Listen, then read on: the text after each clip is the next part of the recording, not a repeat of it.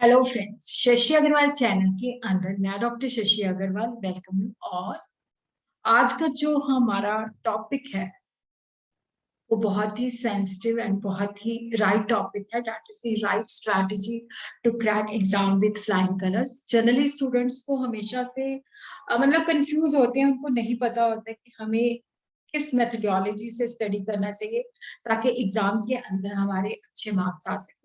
अगर आपको मेरा ये एफर्ट सही लगता है तो डू लाइक माय वीडियो, इसको शेयर कीजिए और मेरे चैनल शशि अग्रवाल को सब्सक्राइब कीजिए। So this is my app, Edison app, जिसके अंदर मैंने काफी सारे subjective and objective type and MCQ type जो है टेस्ट शेयर किए हुए हैं, जो आपके एग्जाम के अंदर काफी सारी हेल्प कर सकते हैं। और उसी तरह काफी सारे नोट्स भी मैंने फ्रीली शेयर किए हुए हैं, इकोनॉमिक्स, कॉमर्स एंड मैनेजमेंट, और काफी सारे स्ट्रक्चर कोर्सेज भी अवेलेबल हैं। जनरली स्टूडेंट्स को होता है कि हमने एग्जाम, जैसे कल एग्जाम है तो आज हमने 24 घंटे स्टडी कर लिया। भाई आज आपने 24 घंटे स्टडी कर लिया, लेकिन एग्जाम के अंदर आप जाके सब कुछ भूल गए क्योंकि आपने पहली बार बुक खोल के देखी और इतना सारा कुछ याद कर लिया और वो जाके वहां पे गुड़ को गुड़ हो गया। तो इसलिए क्या है कि प्रेपरेटरी हॉलीडेज जो भी आपको मिलती है, चाहे वो 10 डेज की है चाहे वो 15 डेज की है, दे आर वेरी इंपॉर्टेंट। तो जितना भी आपके सब्जेक्ट्स, अगर 5 सब्जेक्ट्स हैं तो आप उसको 3-3 करके डिवाइड कर सकते हो अगर 15 दिन आपके पास है। और अगर आपने मतलब जनरली कई बच्चे होते हैं कि एट ए टाइम एक ही सब्जेक्ट के ऊपर फोकस करते हैं। अगर आपकी ऐसी ही मतलब एबिलिटी है कि आप एट ए टाइम एक ही सब्जेक्ट के ऊपर फोकस करते हो, तो 5 सब्जेक्ट है तो आपने 3 दिन उसको दे दिए, तो 3 दिन के अंदर जो भी वो उसका सिलेबस है उसको अच्छी तरह से जो है आपने मतलब मेमोराइज कर लेना है।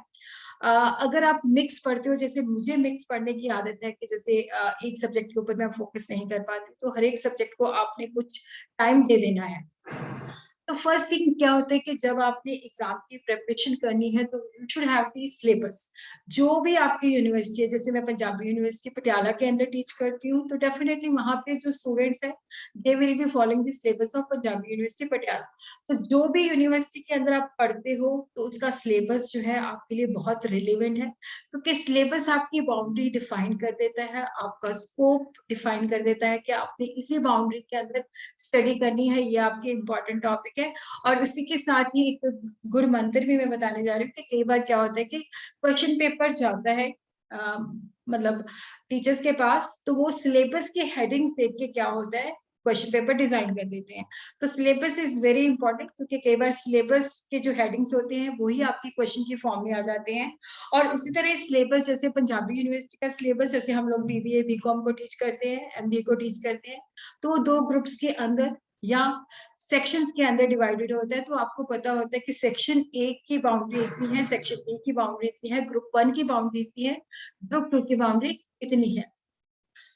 और उसके बाद रिलेवेंट नोट्स एंड बुक्स को कलेक्ट कीजिए। They are very important, they are your important weapon जिससे आपने प्रिपरेशन करनी है। अगर आपके पास सफिशिएंट नोट्स, सफिशिएंट बुक्स नहीं होगी तो आप कहाँ से पढ़ोगे? तो लाइब्रेरी से ले लो, खरीद लो, जो भी है। कई बुक स्टोर से भी क्या होता है कि जो आपका सिलेबस है उसके मुताबिक फोटोस्टेटेड नोट्स भी मिल जाते हैं। Previous paper they play a very vital role. मेरे चैनल के अंदर भी काफी सारे प्रीवियस पेपर मैं शेयर करती रहती हूँ, क्योंकि उसके अंदर जनरली ट्रेंड होता है, काफी सारे क्वेश्चन रिपीट हो जाते हैं। जैसे इंपॉर्टेंट क्वेश्चन जो होते हैं, आप ट्रेंड देखिए कितनी रेपिटेशन है। शॉर्ट क्वेश्चन देखिए तो वो सारे नोट डाउन कर लीजिए, क्योंकि ये जो इंपॉर्टेंट क्वेश्चन है इनके ऊपर आपने ज्यादा फोकस करना है, इनकी रिवीजन आपने ज्यादा करनी है। टाइम टेबल, आपका एक प्रॉपर टाइम टेबल होना चाहिए। आप देखिए कि आपकी कैपेसिटी कितनी है। कुछ बच्चे जो होते हैं ज्यादा नहीं पढ़ सकते, कुछ बच्चे जो होते हैं बहुत देर तक पढ़ सकते हैं, 5 घंटे, 7 घंटे, जितनी भी आपकी एबिलिटी है उसके मुताबिक आप टाइम जो है टेबल बनाइए। कुछ लोगों का कहना है कि हम रात को पढ़े कि दिन को पढ़े, कि जैसा आपकी कैपेसिटी है।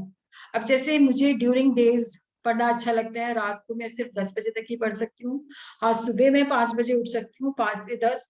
आप बीच बीच में अपने ब्रेक टाइम लीजिए, रिलैक्स कीजिए अपने दिमाग को। कंटिन्यूशन में भी नहीं पढ़ना, तो वहां पे दिमाग ब्रेक हो जाता है। तो रिलीजियसली, क्योंकि ये आपकी प्रेपरेटरी है, अगर वहां पे आपने टाइम वेस्ट कर दिया तो डेफिनेटली आप अच्छे मार्क्स नहीं ले पाओगे। Read, learn and make notes. देखो यहाँ पे क्या होता है कि जब हम किसी चैप्टर को पहली बार रीड करते हैं तो एक बार पहले रीडिंग दीजिए, फिर दोबारा से रीडिंग दीजिए, फिर उसको अच्छी तरीके से उसमें देखिए कौन-कौन सी इम्पोर्टेंट क्वेश्चन आए हैं, उनको लर्न कीजिए, उनके बाकायदा जो है नोट्स बनाइए। अगर आप लोगों के पास सफिशिएंट टाइम है तो you could make the summarise notes, क्योंकि ये जो समराइज नोट्स होते हैं एग्जाम टाइम के अंदर बहुत हैंडी हो जाते हैं, जिसके बेसिस पे आप रिवीजन कर सकते हो। एंड सबसे इम्पोर्टेंट जो होती है मेंटल रिवीजन। मेंटल रिवीजन को मैं इसलिए फोकस करती हूँ, देखो कई बार क्या होता है कि आप सो रहे होते हो, तो मतलब सोने जा रहे होते हो, तो उस वक्त क्या होता है कि पूरे दिन के अंदर जो जो आपने कंसेप्ट रीड किए हैं, दिमाग के अंदर उसको घुमाइए, क्योंकि जब आपने दिमाग के अंदर घुमा लिया तो they will become the permanent part of your memory. तो मेंटल रिवीजन जो है, इवन जब आप टॉयलेट जाते हो तो टॉयलेट के वक्त भी क्या होता है कि उन चीजों को आप दिमाग के अंदर उन कंसेप्ट को घुमाइए।